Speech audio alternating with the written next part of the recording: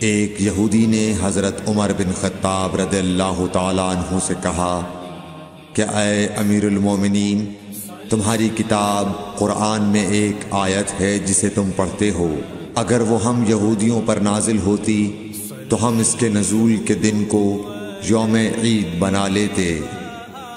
آپ نے پوچھا وہ کون سی آیت ہے؟ اس نے جواب دیا سورہ مائدہ کی یہ آیت کہ آج میں نے تمہارے دین کو مکمل کر دیا اور اپنی نعمت تم پر تمام کر دی اور تمہارے لیے دین اسلام پسند کیا۔ حضرت عمر رضی اللہ تعالی عنہ نے فرمایا کہ ہم اس دن اور اس مقام کو خوب جانتے ہیں۔ جب یہ آیت رسول اللہ صلی اللہ علیہ وسلم پر نازل ہوئی، اس وقت آپ صلی اللہ علیہ وسلم عرفات میں جمعے کے دن کھڑے ہوئے تھے۔ صحیح بخاری حدیث نمبر 45۔